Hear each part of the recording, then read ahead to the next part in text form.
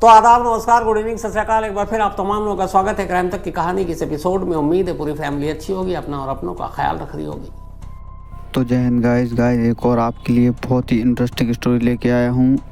कत्ल की स्टोरी है। क्या है अब ये स्टोरी में अपन जान लेते हैं। 60 साल पहले एक ट्रेन के फर्स्ट क्लास के कूपे में एक लड़की की लाश मिलती है। लड़की के आसपास कोई सामान नहीं, कोई ऐसा सुराग नहीं जिससे पुलिस कातिल तो छोड़िए उस लड़की की ही असलियत पता कर सके। और ये वो दौर था 60 साल पहले, मतलब 1964। ये मोबाइल कैमरा, सीसीटीवी, इसका तो कोई मतलब ही नहीं था, कंप्यूटर भी नहीं था। तो अब एक लाश है जो एक ट्रेन के फर्स्ट क्लास के कूपे में है। अब जो फर्स्ट क्लास ट्रेन का कूपे होता है, ट्रेन की जर्नी हमेशा मेरी फेवरेट जर्नी रही है। तो उसमें जो फर्स्ट क्लास होता है उसमें एक तो 4 वाला होता है कि आप 4 लोग हैं और दरवाज़ा बंद। एक 2 वाला होता है, दरवाज़ा बंद, तो उसमें जब आप होते हैं तो ऐसा लगता है कि आप होटल में हैं, प्राइवेसी पूरी रहती है। तो ये 2 लोगों वाला कूपे था और उसके अंदर एक लड़की की लाश मिलती है। लाश के साथ कोई सामान नहीं, कोई ऐसा कागज़ पत्थर या कोई और चीज़ नहीं जिससे लड़की का सुराग मिले। और ट्रेन भी कहाँ से चल रही है? मद्रास से। उस वक्त मद्रास था, अब चेन्नई है, और मुंबई जा रही है। अब इतने लंबे रास्ते में इस लड़की का कत्ल किसने किया, कातिल कौन था, ट्रेन में चल रही है तो सामान कहाँ है, तमाम उलझन, सबूत के नाम पर कुछ नहीं। और पुलिस को कातिल तक पहुँचना है और पुलिस कातिल तक पहुँचती है। बहुत ही इंटरेस्टिंग और पुलिस की तफ्तीश की एक नायाब केस का नमूना है ये कहानी। बात है 16 अगस्त 1964 की। मद्रास बॉम्बे मेल, ये बड़ी मशहूर ट्रेन, तो ये चेन्नई से चली और मुंबई तक इसे जाना था। तो मद्रास बॉम्बे मेल जब 15 अगस्त को ही वहाँ से चली थी, 16 अगस्त की अब तारीख आ गई थी, दादर क्रॉस कर चुकी थी। अब मुंबई में ज़्यादा वक्त था नहीं। तभी जो कोच के अटेंडेंट थे टीटी साहब, वो अपना कूपे में सब तरफ देख रहे थे। अचानक उन्होंने एक जो 2 वाला कूपे था उसके दरवाजे पे नॉक किया। कोई आवाज़ आई नहीं। असल में हुआ ये था कि उस कूपे में 2 लोग थे, एक लड़का और लड़की। उस लड़के ने ये कहा था कि जब कल्याण आ जाए तो आप हमें उठा देना, सुबह का वक्त। टीटी साहब ने कहा ठीक है, उठा दूंगा, लेकिन वो ये बात भूल गए। अब जब दादर आ गया तो उन्हें अचानक याद आया कि अरे उस कूपे में एक बंदे ने कहा था कि मुझे उठा देना, तो चलो उसको उठा देता हूँ। वो गए, नॉक किया तो आवाज़ आई नहीं। उन्होंने दरवाज़ा खोल दिया। दरवाज़ा खोला तो देखा वो बंदा तो है नहीं सामने सीट पे। सीट ऊपर नीचे होती है, तो उन्हें लगा वो उतर गया होगा। दोनों सीट खाली थी। वो वापस मुड़ ही रहे थे बाहर निकलने के लिए। अचानक उनकी नज़र नीचे वाली सीट की और नीचे गई, जहाँ पर आप लगेज रखते हैं। उन्होंने देखा एक सीट के नीचे से बाहर एक हाथ निकला हुआ है। ये देखते ही वो घबराए, झुके। जब हाथ की तरफ देखा तो देखा अंदर एक पूरी लड़की लेटी हुई है। उन्हें लगा पता नहीं क्या हुआ। उन्होंने उसको बाहर खींचा, देखा तो लगभग बेहोश। वो घबराए, उन्होंने फौरन चेन खींच दिया। चेन खींचा तो फिर पुलिस को बुलाया गया। लड़की को पास के ही अस्पताल में ले जाया गया, लेकिन डॉक्टरों ने उसको ब्रॉड डेथ यानी कहा कि ये मर चुकी है। अब पुलिस का केस बन गया, पुलिस की टीम आई। खैर अब ट्रेन जो है मुंबई तक पहुंच रही है। मुंबई पहुंचने के बाद उस कूपे को सील कर दिया गया था तब तक। अब पुलिस की टीम उस कूपे की तलाशी लेती है, एक टीम हॉस्पिटल में रहती है। अब पूरी लाश के साथ उस लड़की के कपड़ों, जो बदन पे कपड़े थे, उसके अलावा उसके पास कुछ नहीं था, ना उस कूपे में कोई सामान था। सिर्फ एक अजीब चीज़ थी, जो अगर कपड़े गायब थे तो ऐसा लगा लूटपाट के लिए हो सकता है। उस लड़की ने एक अपने हाथ में एक अंगूठी पहन रखी थी, वो भी सोने की। और वो अंगूठी को जब पुलिस ने चेक किया तो पता चला उंगली में बहुत टाइट है, मतलब उसको निकालना बड़ा मुश्किल काम था। और उस अंगूठी पर एक शब्द लिखा हुआ था, पी। अब पुलिस को लगा हो सकता है इसका सरनेम है, लेकिन अब ना कोई सामान, ना कुछ चीज़ें, क्या करें। कूपे की अच्छी सी छानबीन, तलाशी ली गई।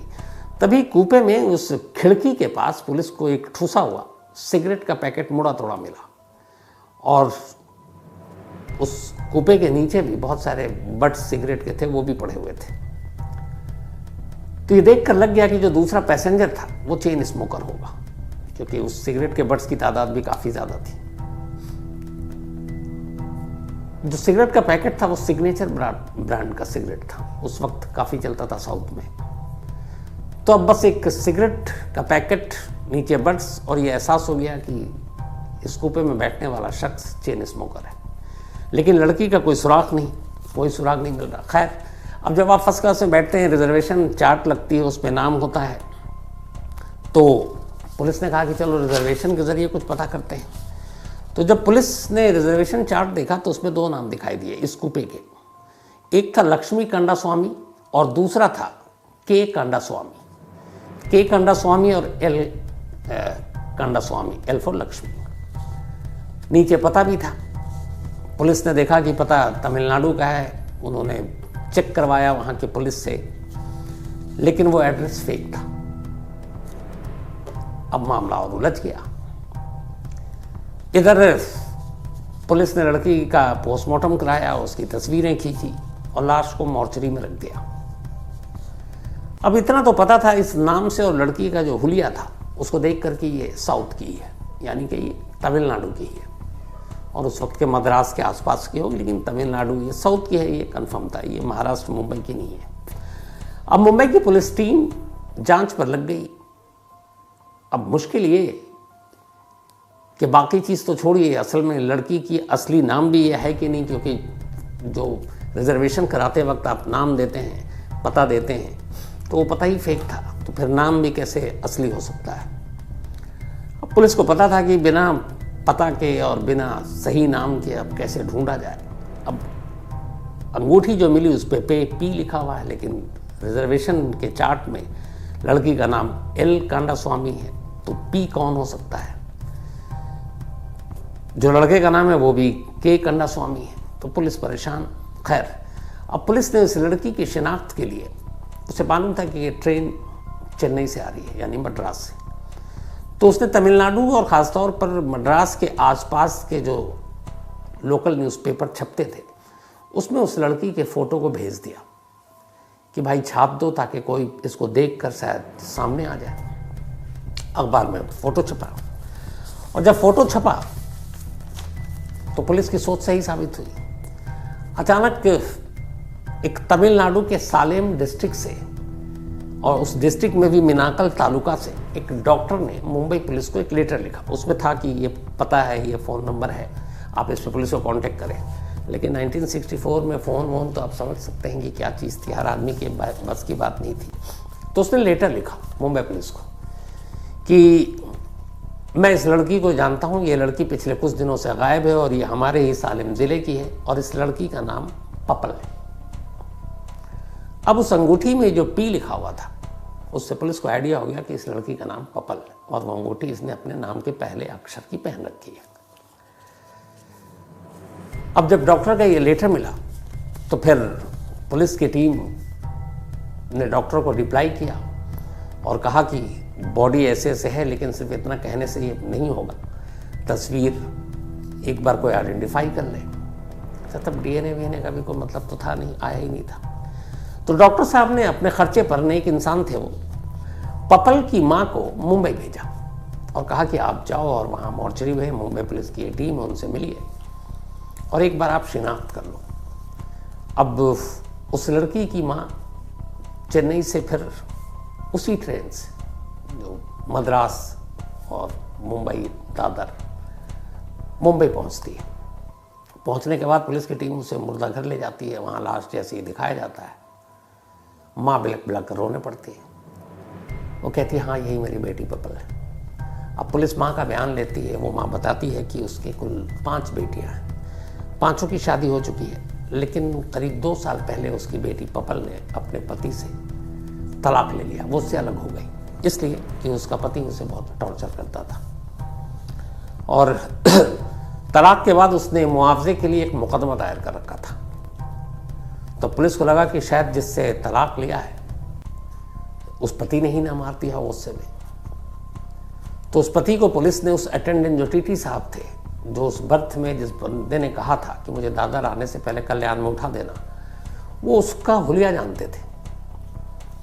तो पुलिस की टीम ने उसकी फ़ोटो दिखाया अटेंडेंट को, उन्होंने कहा ये नहीं था। फिर माँ से पूछा कि आपकी बेटी का कोई दुश्मन हो तो माँ ने कहा हाँ मुझे लगता है कि जो हमारे गांव का सरपंच है वही हमारी बेटी का कातिल है। पुलिस ने पूछा वजह। उसने कहा जब भी ये कोर्ट केस होता था मुआवजे के लिए, उसकी बेटी जब अपने पति के खिलाफ कोर्ट जाती थी तो सरपंच ही उसको लेकर जाता था, और सरपंच हमें लगता है कि उसके पति से भी मिला हुआ था। पुलिस ने फौरन सरपंच को ढूंढा। ढूंढने के बाद अब पहली चीज पुलिस को ये थी कि पुलिस ने उसके बारे में पूछताछ की। तो लोगों ने बताया कि नहीं, सरपंच साहब तो बड़े शरीफ आदमी। पुलिस ने पूछा कुछ बीड़ी सिगरेट पीते हैं? पता चला कि वो कुछ नहीं पीता। पुलिस को लगा कि ये नहीं हो सकता, क्योंकि ट्रेन में सिगरेट का पैकेट, वो शख्स चेन स्मोकर, यहाँ सरपंच तो स्मोक ही नहीं करता है। फिर अटेंडेंट को दिखाया गया फोटो कि ये सरपंच है। यही था वो अटेंडेंट जो कोच में उस दिन। अटेंडेंट ने कहा ये भी नहीं था। अब पुलिस की बड़ी परेशानी, क्या करे, सरपंच भी गायब, जो उसका पहला पति है वो भी गायब सीन से।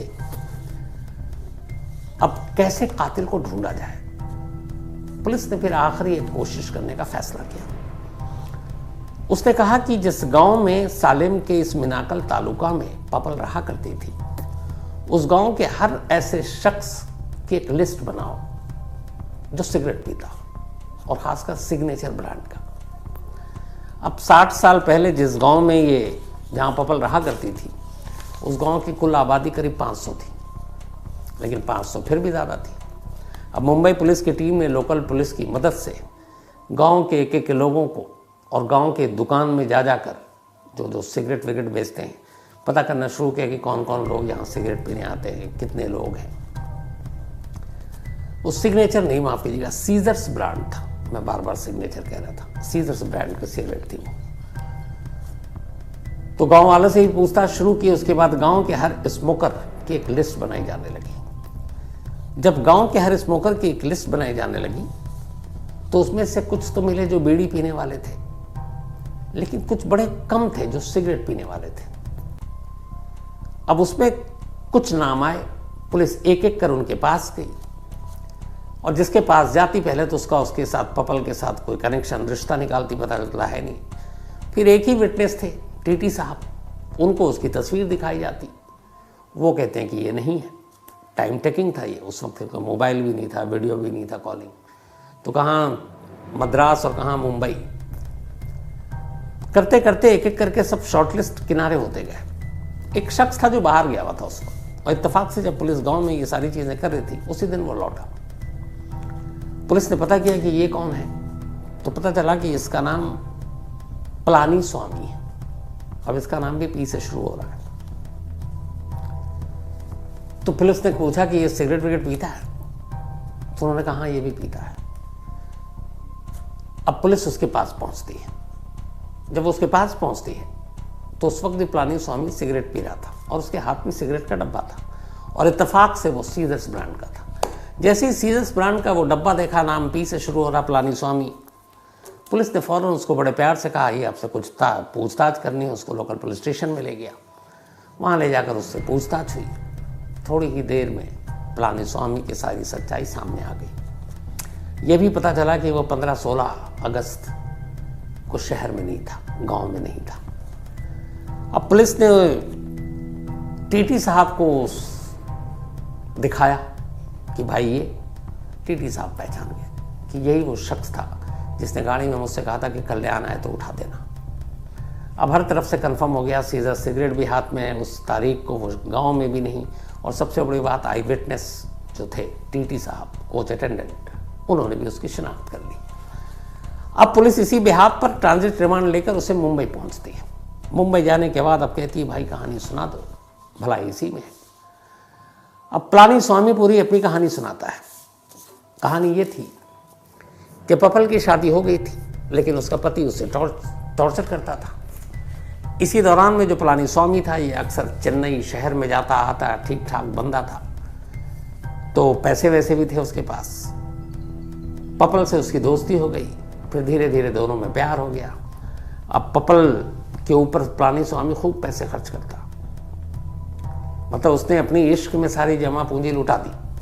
और पपल को बड़े महंगे महंगे कपड़े, गहने, इन सब के शौक थे, और ये सारे शौक पूरा कर रहा था इश्क में पलानी स्वामी। करीब साल भर ये चलता रहा। इस दौरान में पपल ने तलाक ले लिया। अब ये था कि शायद पपल उससे शादी कर ले। इसी दौरान में एक रोज़ ये हुआ कि पलानीस्वामी अपनी सारी सरमाया, सारी दौलत पपल पे लुटा चुका है। अब उसे कुछ पैसे की तंगी आई। उसने कुछ पैसे मांगे पलटकर पपल से। उसने कहा मेरे पास तो है नहीं। उसे बड़ा बुरा लगा, लेकिन उसने जाहिर नहीं किया। उसने कहा कोई बात नहीं, मैं किसी और से ले लूँगा।